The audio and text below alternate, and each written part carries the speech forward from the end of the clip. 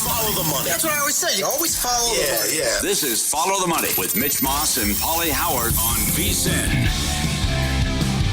Welcome in. It is Follow the Money here on VSiN, the sports betting network. This show is brought to you by DraftKings. Mitch Moss along with Jonathan Von Tobel. He's in for Paulie.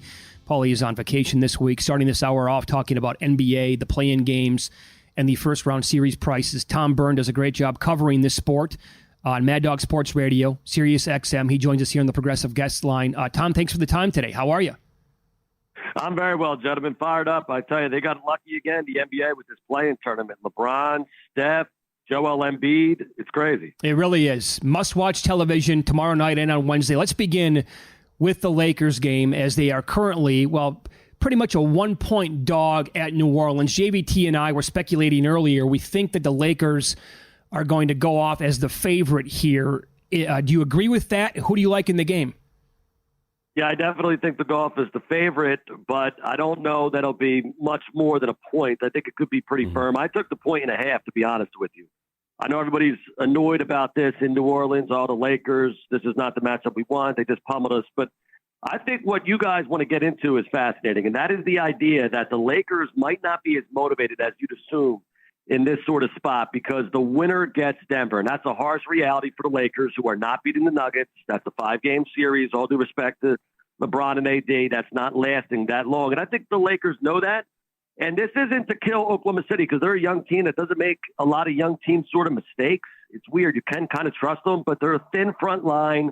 And most importantly, they're incredibly inexperienced. If you're the Lakers, you feel much better about the Thunder. And so that's a little wrinkle that you got to remember in this game. So, Tom, how do you think that manifests, right? Like, I don't think that we're going to get an injury report tomorrow and LeBron James and Anthony Davis aren't playing. Maybe it's a possibility. No. But is this more of like all right, we're down by 10 in the last couple of minutes. Instead of pushing for this, we're going to call the dogs off. If that is a thought, how does that manifest in a game like this? Exactly. How do you quantify it exactly? Yeah. I don't know.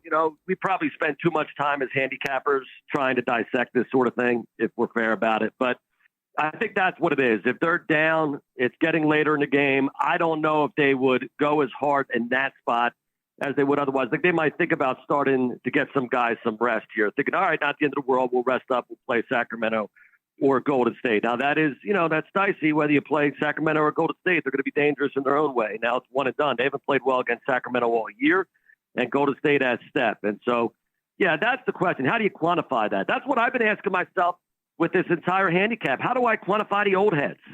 Because I'm seeing value with all these teams playing the old heads. I like the Pelicans plus 1.5. This is going to be a little surprising to many, but I like Sacramento plus 2.5. I'm thinking about taking Minnesota against Phoenix and Kevin Durant minus 1.5. I wonder if I could get a 1 somewhere in some shop. Maybe I'm underrating the idea that these old heads, Durant, Steph, and LeBron, could take it to that next level that they haven't been willing to show in the regular season. But I'm not 100% sure I'm buying that, and the numbers certainly don't support it. Okay.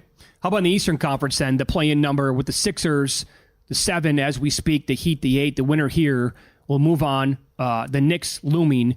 Now, the Sixers are a 4.5-point favorite in this game against the Heat and the play-in side.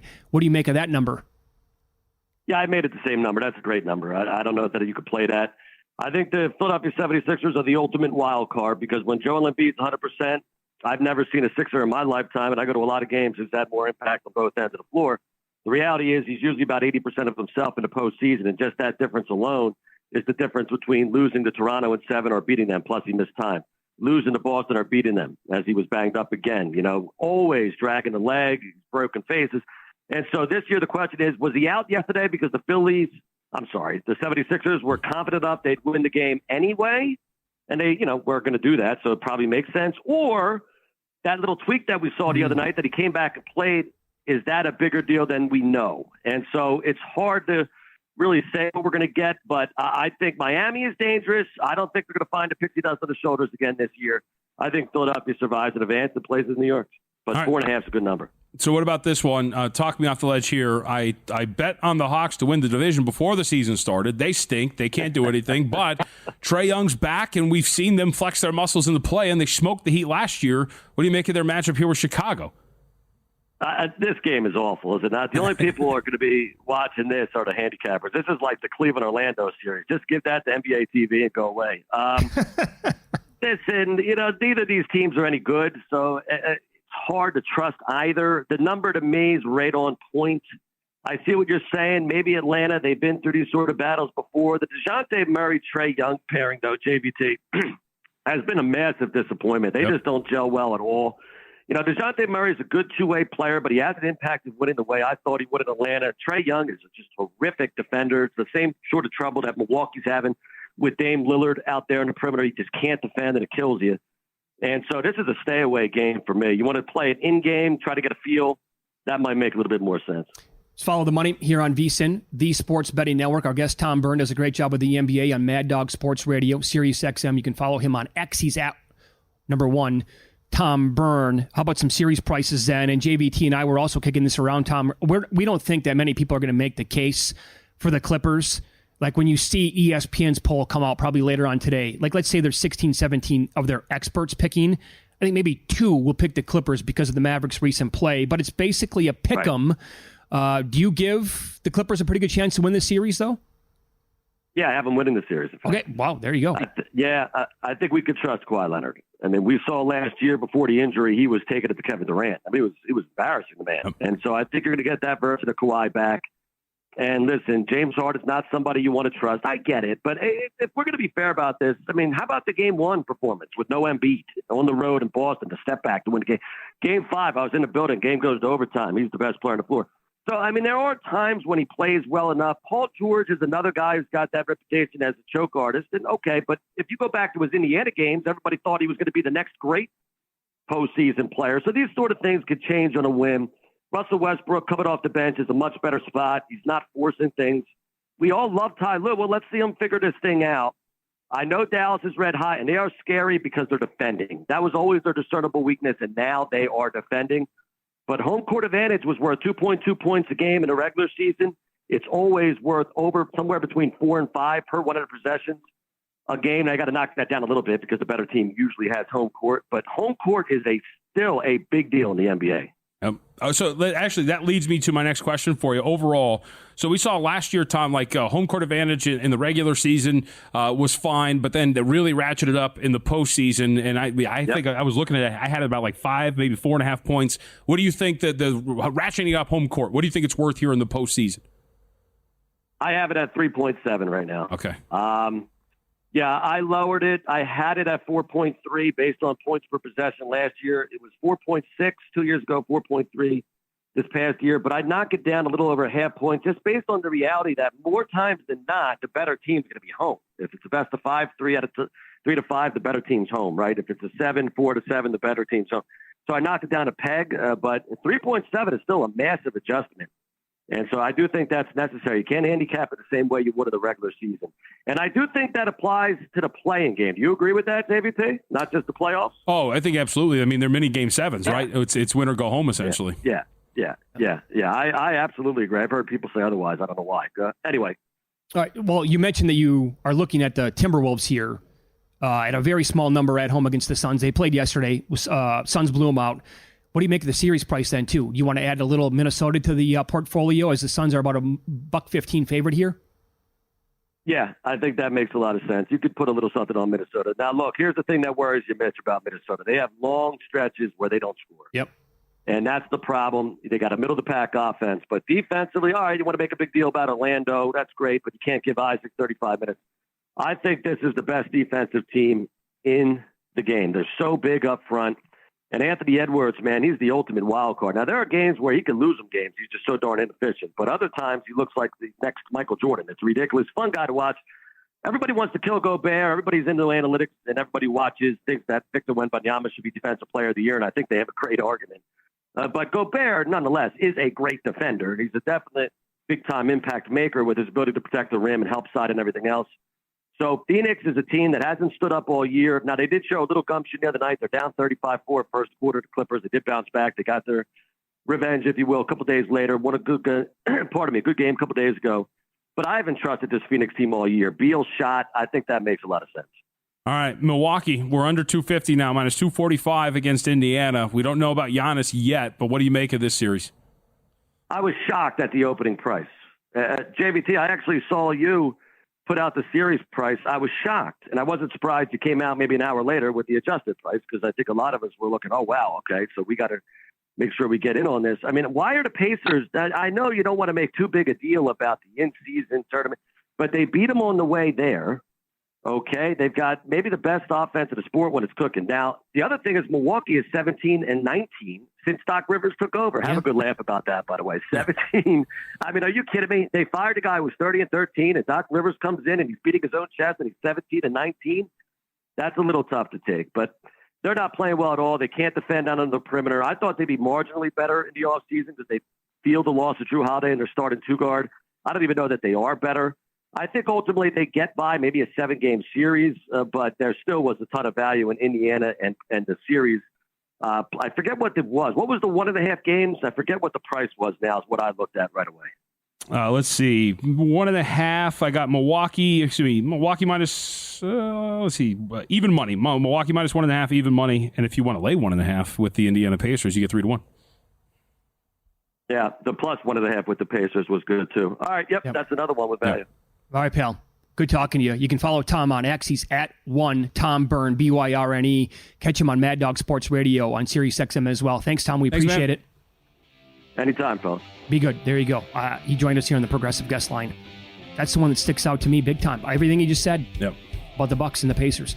We'll recap the betting action from the weekend. The huge prices, the names to miss the cut, the upsets in the NBA, EPL, UFC next here on Follow the Money.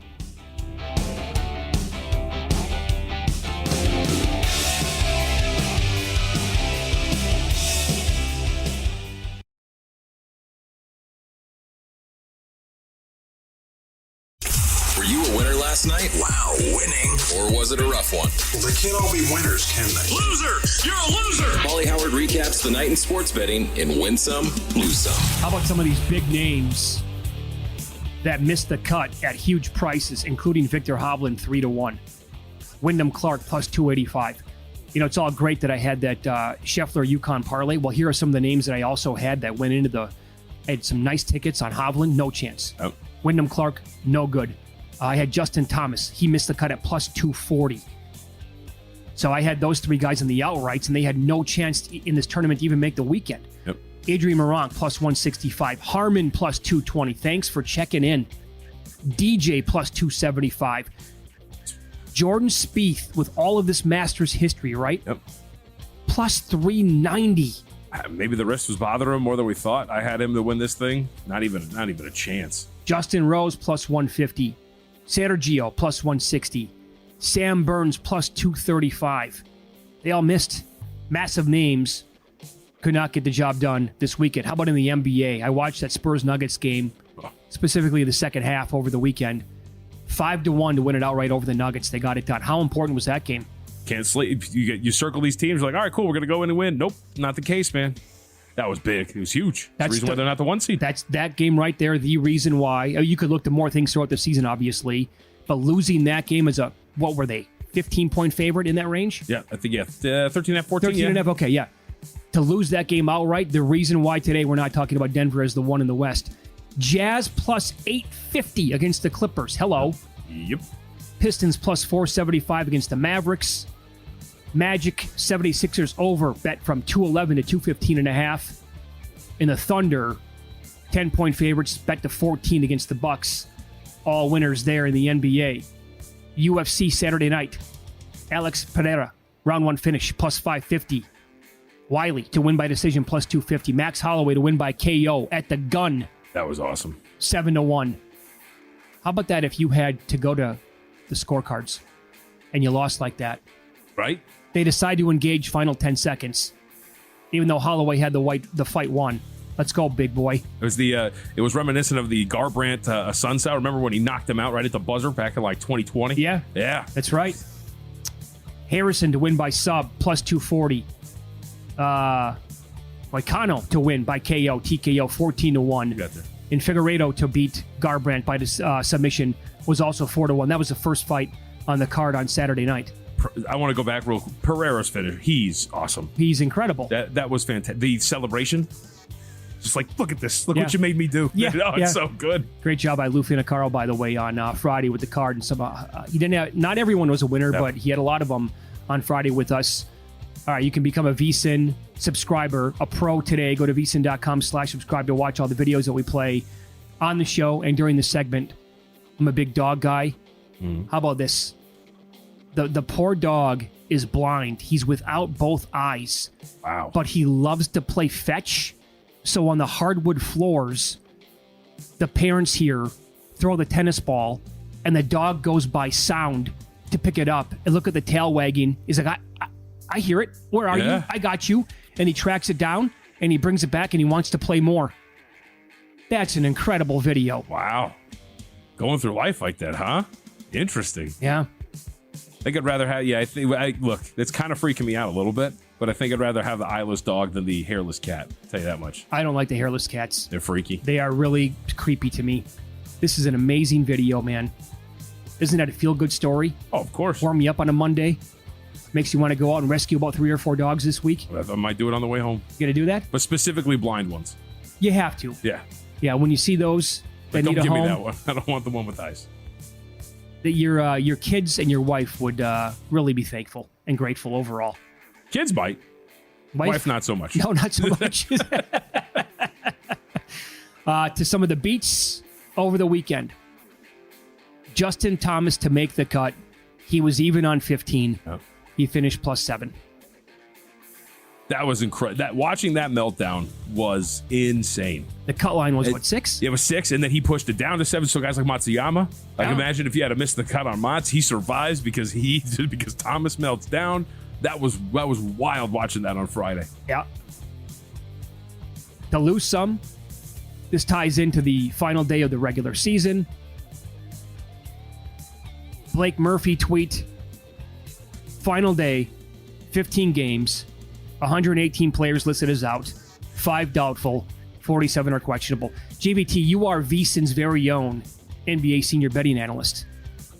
What did you make of that? I mean, it's par for the course for the last day, but at some point, like, what my thing was you don't need 47 questionable. You know what you're doing, right? Just list them as out. Yeah. And let's get this show on the road. For example, like Darius Garland listed as doubtful. Like those sort of things. You don't need to play the games on the last day of the season. We all know what you're trying to do. Just do it. List them as out and get on with it so we can set these markets and do something with it. There's no need to play these games, this nonsense. By the way, it won't end because we still don't know what's going on with Giannis Antetokounmpo or Kawhi Leonard. Sure. Now, did you dial back your bets yesterday and down the final week or two of the regular season? Yesterday, actually, I think, and I wrote about this on the website, like I thought yesterday was a really good example of spots where you go in and bet these teams in game, especially these big favorites. There were multiple teams yesterday that were massive favorites. They were tied after a first quarter, trailed early. You just sit there and you play these teams in game, and you can get some good opportunities to come back in. And now there were quite a few that ended up covering, but you can get much cheaper numbers throughout the course of a game, especially early, man.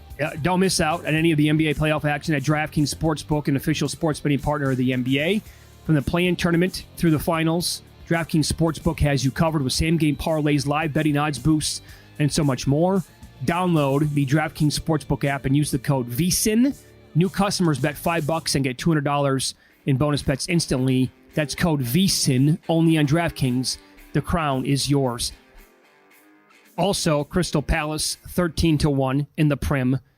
Aston Villa 9-1 in the EPL over the weekend. Some massive numbers coming in. I'm not. I very much enjoy the sport of soccer, but I do not follow the English Premier League. I do know that my brother-in-law is a massive Arsenal fan, and we were talking because he was here last weekend about their chance to win the Premier League. He was super high last weekend? Yeah. Yes, very high on it. Where is he at today? I haven't texted him, so I haven't got to text him to find out where we're going here. That's insane. Oh, it's a crushing loss. Can't lose games like that. No. That big of a favorite? I mean, when you're that high in the table and you can win the whole thing? A draw, I guess you understand it. To lose 2-0, you can't do that. Oh, were you close to saying something else? I was going to say nothing. Yeah, easy does it, pal. I'm going to use nil for other. Nil means nothing, right? Yes. Yeah, so I think we should use nada more often. Yeah. What do you think about that? Well, especially for Mexican League soccer, probably, right? Or then how about just 2-zip, 2-zilch? Yeah. I like zilch. I think that's a pretty good word. Let's bring it to hockey. That's what we should do. Okay. It's zilch after 2. Easier said than done. Is there a Canadian term for 0? Your best bet on the board right now in the NBA would be what? At this point right now, if I'm trusting Kawhi Leonard's healthy, it would be Clippers to win the series. That's the best bet? I think that you number like should them be that higher. much? That it's a pick. They're at home. Home court should be worth more. And this is a team that has had success. By the way, we didn't mention this. We were talking about this with Tom Byrne. Really quietly over his last 7 games, Paul George is averaging 25 and 5 on 50% shooting from the floor, nearly 50% shooting from 3. He's very good. And by the way, they proved this when all those guys were out. They're still deep. Yes. And they come back from that with that big successful road trip, and they were like 31-6 over the course of 37 games. Remember that hot stretch? Yeah, it was awesome. They were great. And then they play 500 basketball over the course of a month, and everybody's ready to we're done, get them out of here. Mitch, down the stretch, they were awesome. Yeah, they sat some games because they didn't have anything to play for, especially after they beat the Suns to clinch the Pacific and essentially salt away the 4 seed. They had at one point turned everything around, had won 9 out of 12, and that was with Kawhi missing time. If Kawhi's going to come back, and that's the big one. You hear a lot about how the Clippers don't do anything in the postseason. I don't know about you, and again, I fully admit my bias here. I watched Kawhi Leonard smoke that Suns team in the first game last year. They were winning that series before he got hurt. They were going to win that series. I don't disagree. And so, if you get a healthy Kawhi Leonard who has performed every time that they have been in the postseason, this is a Clippers team that, by the way, they made it to the postseason before last time. You know what they did? They made it to the Western Conference Finals. It's not like this team has had absolutely no success whatsoever. You give them the depth, the ability to defend with Kawhi Leonard at the point of attack. It's just from a price perspective, this should be a price that if Kawhi Leonard's fully healthy and ready to go, should be higher. It feels like such a massive if. Oh, yeah. Give me a percentage that he's healthy and good to go for the entire series. I don't know if I can go higher than 50%. For this series, I thought you were going to say postseason. For this series, I would give it a little bit higher, only because he did play the most games he's played in the regular season in quite a long time. Oh, a long time, many years. Right, and it seems like he's kind of pushed through this we'll call it this mountain, or I guess this issue that he's maybe had. So I'd make it a little bit higher for this series. If you have any trust for the postseason, totally understand it. How about for the playing games? Man, I want to say Atlanta, but I can't. I'll say Atlanta for now. I think that their talent level is better. Trae Young's back. They can rebound. I feel like they should be able to do that. We saw them in the play-in last year too do it. All right, up next, who are we looking at betting now for the PGA Championship? And more importantly, maybe, who are we drawing a line through?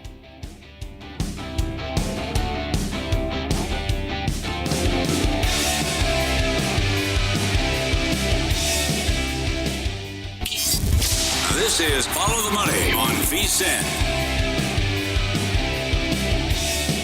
The exclusive betting splits are open to the public, folks. Check it out now before we close off the access. That's right. We've had these open now with 2 weeks of free betting splits access. Yep. Get started. No pro sub required. We've got a full slate of baseball today, so use it as part of the handicapping process if you like. VSiN.com/splits. And the best part, it's for future events as well, so you can see what's going on with the NBA play-in games. And, of course, future events as the National Hockey League comes to the end of the season. VSiN.com/splits. All right. Scottie Scheffler takes home his second Masters in 3 years. He was the shortest shot on the board. He ran away with it down the stretch yesterday. I thought the action throughout the weekend overall, including Saturday, was pretty much as good as it gets. And it still was very good yesterday until approximately, the back 9 for Scottie and some of the other guys who were near him. Homa, his unfortunate shot on 12, which took him out of the running. If Abe Baird doesn't put that into the drink, is he live to win that thing? Oh, I think live for sure. Does he? Who knows? Because Scottie Scheffler's a psychopath, so maybe he just continues to, just grind through it. But yeah, absolutely live. That was so wild yesterday. That kid's 23 years old. Yes, and he was, what was he? I think short 20-1 neighborhood anyway to win it before the event started on Thursday. And a lot of people were all over it. Top debutante too for Ludwig Oberg. I think is the proper pronunciation. No, that was wildly impressive. And I was reading, The Athletic had a great piece up about how the guys looked and how they were handling things walking out for the final round. There was a great note where Colin Morikawa was just grinding his teeth and looked pretty tight. But like with Oberg, he seemed pretty light and just kind of like, hey, like moment's not too big. Same thing with Scheffler. And those sort of things with golf seem pretty important. Like the way you carry yourself. I felt like the body language part of it, the whole deal for him, he was laughing, had a smile on his face the whole time. He was loose. I mean, even when they caught that patron accidentally knocking the protein bar out of his hand, he like just giggled and moved on. Okay, not a big deal, whatever. I would curse him. I'd curse him out. Don't do that. He is, of course you would. That's you really. I mean, I'd be a regular fuse. Patrick Reed. Is it Patrick Reed who was screaming at the guy for the change in his pocket, or was that Justin Turner? You could hear the loose change in one of the patrons' pockets a few years back. Oh, I don't remember that. His backswing. Oh. What'd you make of Zach Johnson, by the way? Side note, did you see that on the cameras? Clearly, you could. I mean, clear as day. He said "bleep you." Oh yes, or bleep yes, off. Yes. And then he came out and with like this condescending smile on his face. Right, because he had did he quad bogey the hole or something like that? Or something ridiculous? And they were cheering. Whatever the speculation was because of what happened at the Ryder Cup. And then he's talking about it after it, and he's like, I can't even hear what's going on. If anything, I was going to say it to myself for playing so poorly on that hole. Just say you did it. Of course. Right? You got mad. Who cares? We all do. Golf needs more villains. Yes. I mean, Scotty Scheffler, he's amazing. He's also a drip. Right. I mean, we need, actually, it would fit perfectly. We need the devil to God, right? God-fearing man, whatever. If one of these guys would become really good, like if Ludwig Oberg becomes like a Satanist or something, and you get those two guys going head-to-head every single tournament. Yeah, so Oberg, he is now 18-1 to win the PGA. That is kind of crazy. He looked the part, though. And I think people are going to make the case for him to win it next month. Yep. He's that price right now at, he's down, is that right now? 14-1 at DK? McIlroy has actually, that's not updated on McIlroy. I'm looking right now at the website. Here's the thing, right? McIlroy, and people were making the case again to win the Masters at that price. I personally don't get it. He's down to 9-1 as we speak at DK to win the PGA. What are we doing here? What do we need to see? How much more evidence do we need to see that betting this guy is burning money?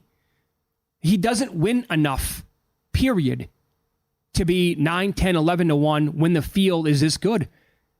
Would I bet Rory McIlroy to win the PGA at a much better number? Sure, I would. Yeah. At 9-1, there is absolutely no chance I'm betting him to win the PGA Championship. And he ended hot. He was 1 over on Sunday. And that's what I'm curious about, which is, for a lot of these guys, when they're at the peak of their powers and then eventually drift, we saw that drift is what you want to call it, right? Where, like, for example, so Jordan Spieth, right? He was awesome. He's winning major. He looks incredible. He's at the peak of his powers. But when the results stop coming, then you start to see him drift down the board. Then, you have a little bit of a resurgence. So now you're kind of finding yourself in that like 20-1 range, depending on what the tournament is, whatever. At one point, you could have gotten Spieth regularly at like the 50-1 range when he was not playing very well. For Rory, like, it's not really happening, and yet he continues to be there at the top and power rated as one of the best golfers in the world. I guess I get it to an extent, but in terms of betting odds, to consistently see them this short, I am surprised we have yet to see this drift. Like, it's got to happen at some point. Not touching him. No way, no how at the current number. I'll give you another example. Was Victor Hovland, who I bet last year when he was setting the world on fire at 24-1. He got as low as 14-1. Before the Masters. This is months ago. And then he wasn't playing great golf at all this season. And he ballooned up. He was 47-1 here at Circa. They're basically telling you, we can't take a bet to save our lives on this guy. Yep. And then he's 4 under on the front 9 on Thursday. And just the cliff was not, you couldn't see him hit the ground because the cliff was so high for that guy that he fell off of. So not going to touch him at all for the PGA. Let me throw some names out there to maybe take a peek at based on, being a little bit longer on the board than Scotty Scheffler at plus 450 and wanting nothing to do with Rory McIlroy. Yeah, I got one for you too. Okay. Do you want Willie Z? Finish top 10. I will say, because a lot of it was, hey, similar back procedure to Tiger. How healthy is he going to be? Looked pretty good. I'd say. Like, I think you're getting some confidence in the fact that he at least made it through without, anything, no massive round that kind of scared you off. Mm-hmm. I'd say absolutely. 25-1. I didn't hear anybody make a case for Max Homa before the Masters. Played exceedingly well. He's 30-1 the PGA. Interest? Yes, I would say so. Again, no big round that kind of got him out of it. He was awesome at the beginning of the tournament. I would say absolutely. He was rock solid the entire time until number 12. Yep. Unfortunately for him. How about Cam Smith? 30-1 at DK. That guy was steady. never really like threatened to win the whole thing, but you were never losing out on that. Like he was always going to be, he was making the cut. He's going to push for that top 10, top 5. It was awesome. I think I'm going to bet him 30-1 for the PGA. I mean, I've bet this guy several times. I love his game. He's got, he's a proven winner in big events. So I think Cam Smith will be one of the first guys that I do bet. Matt Fitzpatrick in the same neighborhood? Yeah. I wouldn't say why not. Again, another winner here. Yep. Who was overall pretty good at the Masters. Let me give you one other guy. And he is currently, I want to get the correct number here. He played really well this weekend. You look at the leaderboard, he finished, tied for 4, I believe. How about Tommy Fleetwood, 45-1? That was my name. That was the guy you're going to throw at me? So he's for a long time, Hideki Matsuyama was my white whale, but then I got him at the Masters. Oh, you had him? Yes. Oh, good for you. So that was awesome. Fleetwood has been my guy since the PGA, since the U.S. Open at Shinnecock. Remember when I think he set a course record or something? He was absolutely incredible. Okay, yeah. Ended up losing to Brooks Koepka. I had him in that tournament. Like when he plays, he's awesome. He's great. I think he shot a 69 there on Sunday. Was really steady throughout the entire tournament. The problem with Fleetwood is he's got those. He always puts in like that Saturday where he kind of blows up a little bit. But the game is solid. And like when you look at the statistics from the Masters too, I mean across the board, strokes gained. Every single category was positive. Mm-hmm. I think his game is awesome. I would definitely include him. If you had placement markets available right now for the PGA, top 10, top 20, yes, today, you'd be betting Tommy Fleetwood. Yeah. I think that's fair. He's one of the normal inclusions when it comes to like some of with these majors. Because I got to hit him at some point. Right. So we have a month basically before the PGA goes off. Do you think 45-1 is going to be there in 3 weeks? On a guy like Tommy Fleetwood or any of these guys that we talked about, will they come down? Will they drift back up? Are we getting bad numbers right now in some of these guys? I mean, I would think with Fleetwood, it's going to be pretty. He's not like he's not a name that's going to garner, I think, support in the month leading. I don't think so, but I also don't think he's going to drift to like 70. Correct. I think that's one where you can sit and wait and see, and Cirque obviously with their low hold, probably get a pretty good number on him. Yeah, I think Cam Smith, another guy that I brought up here, will be in that same category. He's not drifting out to like 35, 40, 45-1, I don't think. But also, does he get really much lower than 30-1? Yep. By the way, do you express the same disappointment? I know he finished, I think, 8th. Do we express the same disappointment for Xander Schauffele? Well, I don't have high expectations for him anyway. He seems Ricky Fowler-esque, where it's like every time there's the expectation that he should be live here, and then just kind of meanders his way to like a top 10 finish, but never really threatens to win the thing. Actually, you know what? For the PGA, he's 20. Yeah. He was bet down to, I think, 14-1 to win the Masters. I mean, to his credit, he played well. It looked like he was out of it by noon on Thursday, but he came back and he was, I'm not going to say he was in it because really who was in it other than Obear and also Homa really and Morikawa until yesterday in the back 9, but overall played quite well. Possibility there at 20-1. Yeah, or better. I just feel like there's always the expectation that he should be a lot better than he generally is. But top 10, top 20. Like everybody else, though, how many times are you going to bet this guy before you learn? Right. I've been saying that for 5 years probably. That's why I bring up the Ricky Fowler comp. Humans bet Fowler like every tournament for 2 years straight. Yep. Never got there. Up next, we'll recap some of the bets we had from the weekend and tell you what we're betting today and moving forward with in-pocket plays on Follow the Money. It's VSiN, the Sports Betting Network.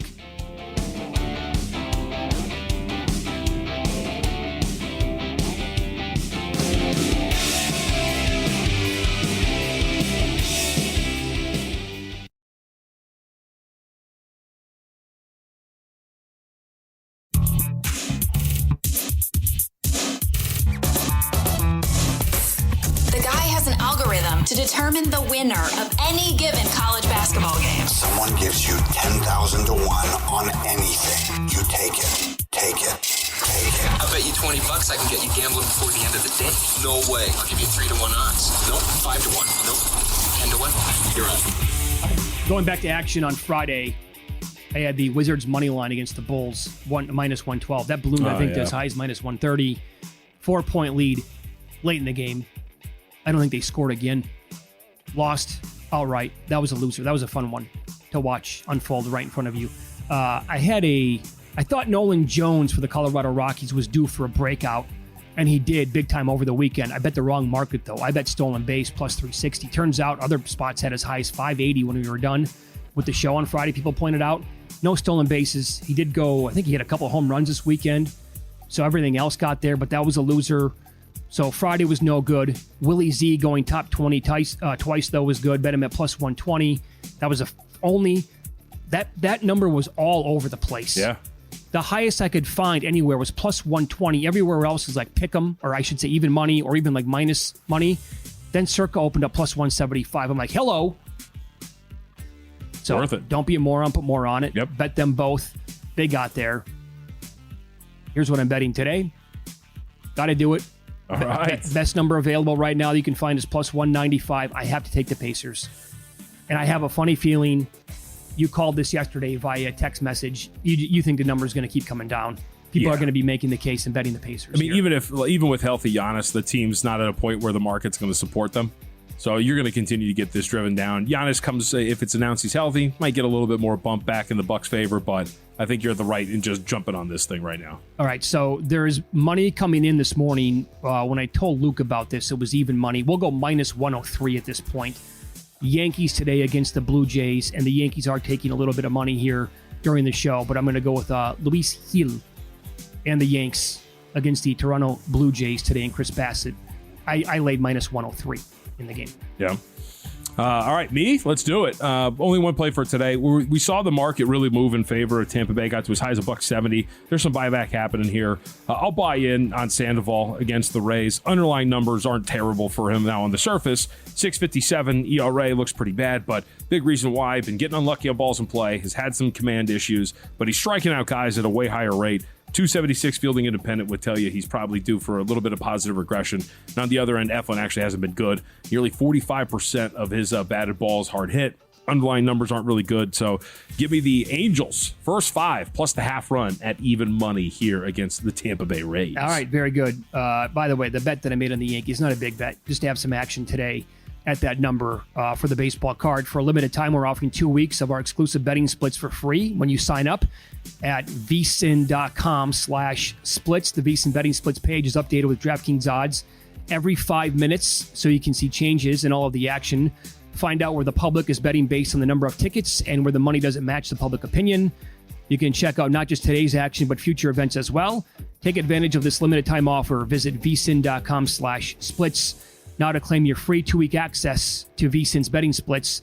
Don't strike out at potential winnings. Visit vsin.com/splits and start making smarter baseball bets today. 2 other games on the board, JBT. Maybe, we kicked this around a little earlier in the program.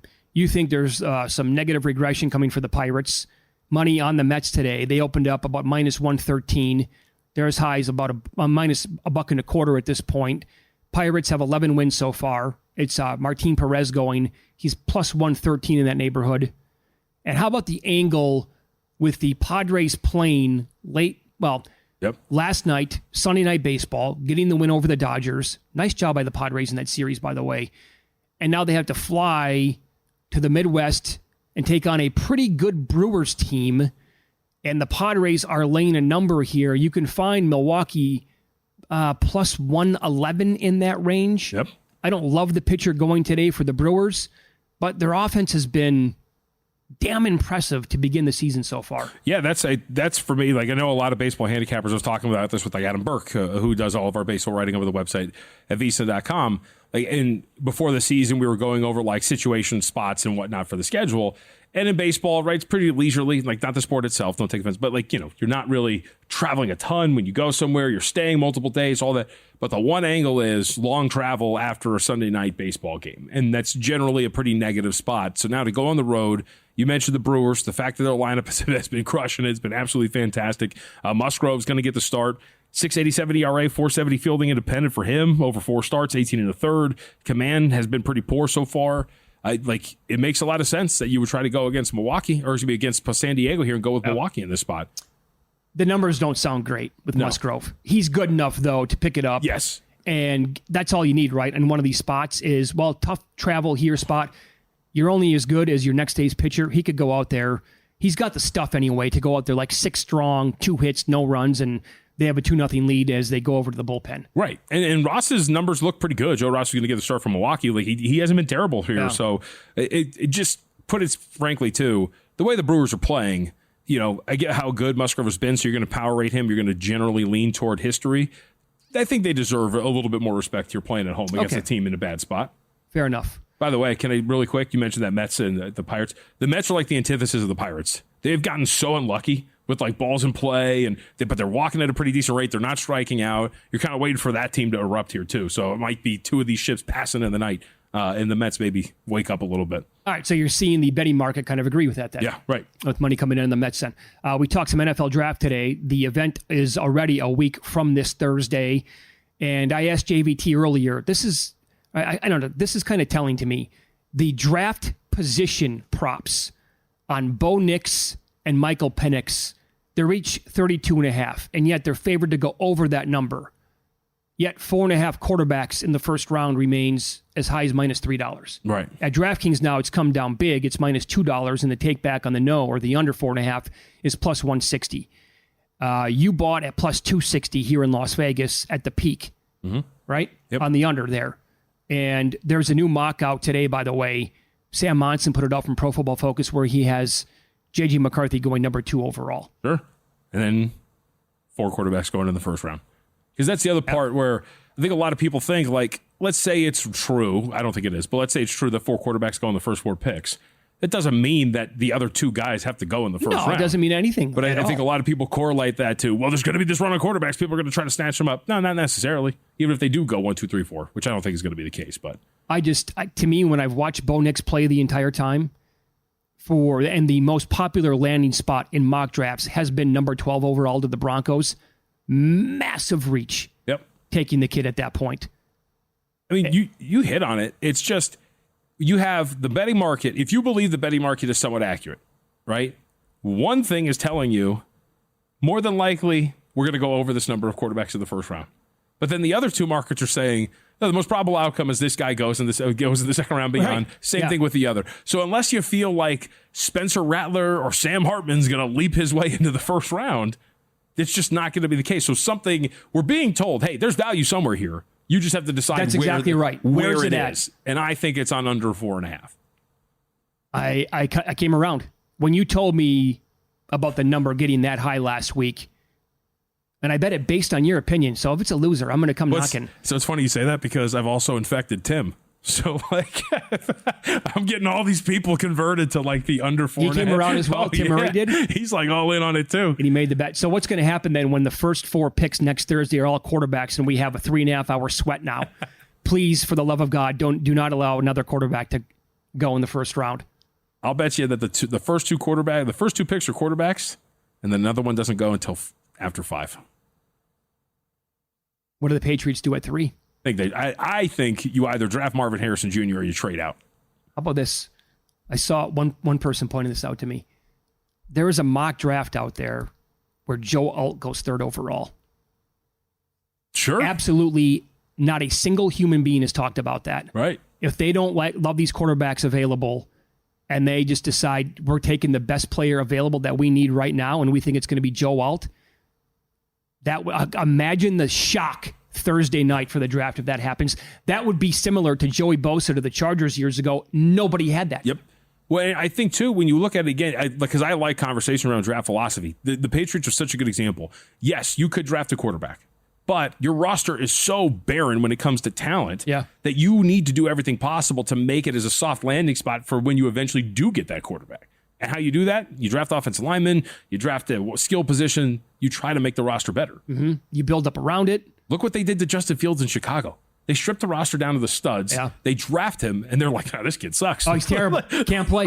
You didn't give him anything. Right. Had nothing. And now Caleb Williams is going to go there with a pretty decent team, and he could shine. It's like it's like getting rid of Luke as your producer and giving you me, and they're being like, the show sucks. Mitch is terrible at his job. It's like, no, that's not how this works. That'll do it for us. Great job, JVT. He's filling in this week. Paulie's on vacation. Great job for everybody behind the glass as well. Just this week. Stay tuned. A numbers game is next with Gil Alexander. You can listen at vsin.com. Good luck betting tonight.